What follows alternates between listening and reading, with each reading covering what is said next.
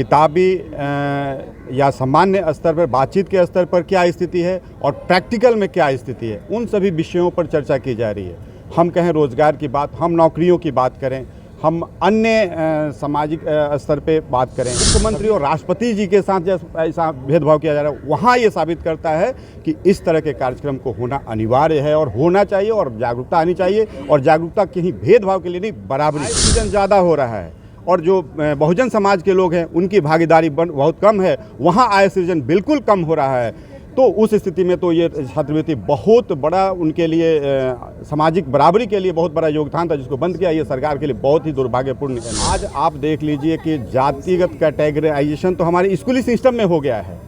एक तरफ CBSE board के स्कूल्स हैं, एक तरफ बिहार बोर्ड के स्कूल्स हैं, वहाँ डिस्क्रिमिनेशन आपको खुद ब खुद देखने को मिल जाएगा।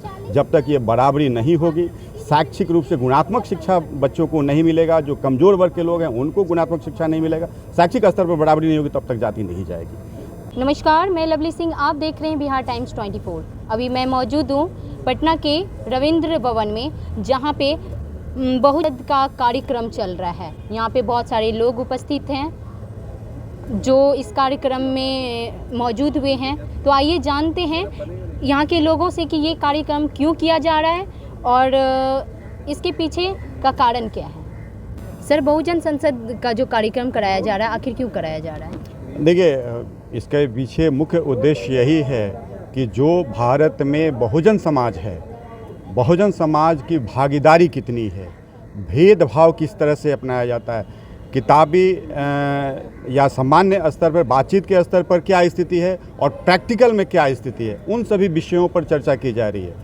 हम कहें रोज़गार की बात, हम नौकरियों की बात करें, हम अन्य सामाजिक स्तर पे बात करें, सभी जगह किस तरह से व्यवहार किए जाते हैं। अगर आज भी आप गांव में चले जाएं, आज भी आप कुछ बड़े जगहों पर चले जाएं, आप कहीं जाएं, मंदिर में जाएं इवन दो, तो वहाँ पे भी आपके साथ भेदभाव किया जाता है। और हम तो सामान्य लोग हैं, मुख्यमंत्री और राष्ट्रपति जी के साथ ऐसा भेदभाव किया जा रहा है, वहाँ ये साबित करता है कि इस तरह के कार्यक्रम को होना अनिवार्य है और होना चाहिए और जागरूकता आनी चाहिए। और जागरूकता कहीं भेदभाव के लिए नहीं, बराबरी के लिए। अच्छा, बहुजनों का जो छात्रवृत्ति बिहार में जो दिया जा रहा था वो 40% दिया जा रहा था, जिन्होंने सरकार बंद कर दी है, इस पर क्या कहना चाहेंगे? अगर बंद कर दिया है, ये बहुत दुर्भाग्यपूर्ण है। बहुत ही ये छात्रवृत्ति क्या है, आप अगर देखें तो हमारे देश में जो नौकरी, रोज़गार और इनमें भागीदारी किस वर्ग की सबसे ज़्यादा है।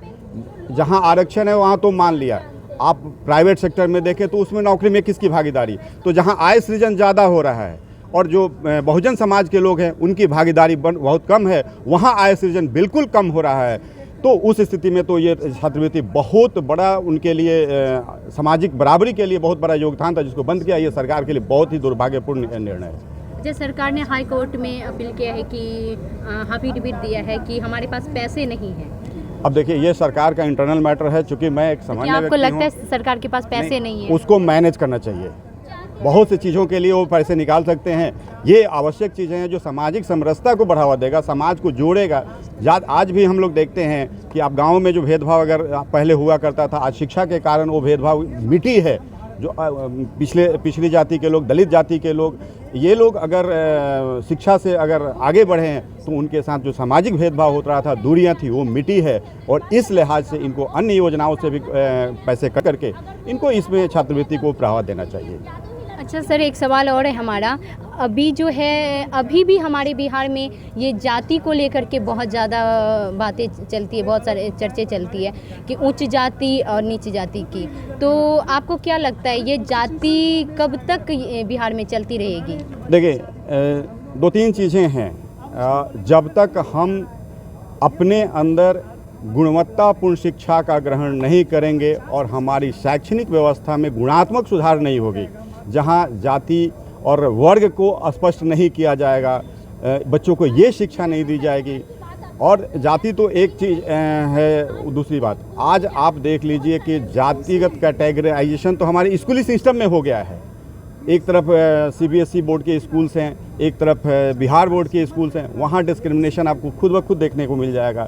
जब तक ये बराबरी नहीं होगी, शैक्षिक रूप से गुणात्मक शिक्षा बच्चों को नहीं मिलेगा, जो कमज़ोर वर्ग के लोग हैं उनको गुणात्मक शिक्षा नहीं मिलेगा, शैक्षिक स्तर पर बराबरी नहीं होगी, तब तक जाति नहीं जाएगी। एक और चीज़ ऐड कर दें, संविधान के अनुसार जाति समाप्त हो चुकी है, वर्ग में विभाजन हो गया है, इसमें SC ST पिछड़ा वर्ग और अन्य वर्ग की बात हुई है।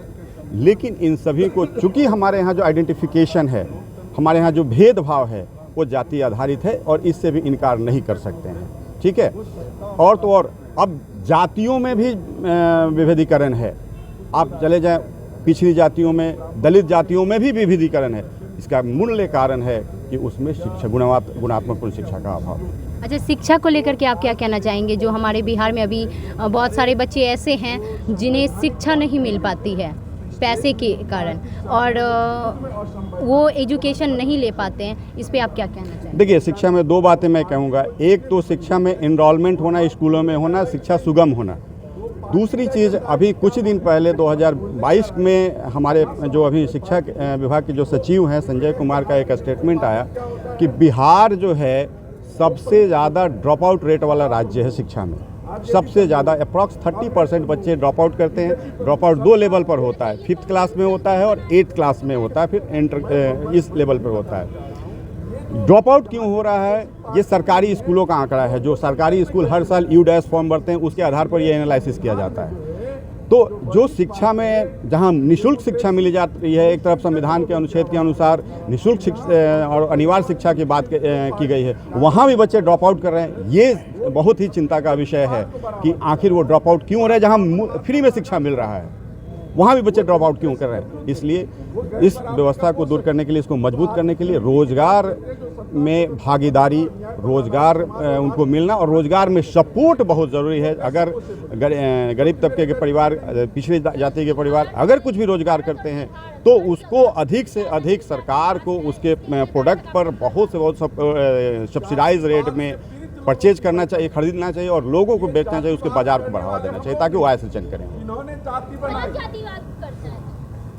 चलिए, बहुत बहुत धन्यवाद आपका। शिक्षा को लेकर के हमारे बिहार में आज भी बहुत ज़्यादा जो है ना शिक्षा नहीं मिल पाती है लोगों को, बच्चों को, और कहीं ना कहीं वो फाइनेंशियल कंडीशन के वजह से हो या फिर जो बहुत सारे कारण हैं जिसके वजह से हमारा बिहार पिछड़ा हुआ है शिक्षा के मामले में।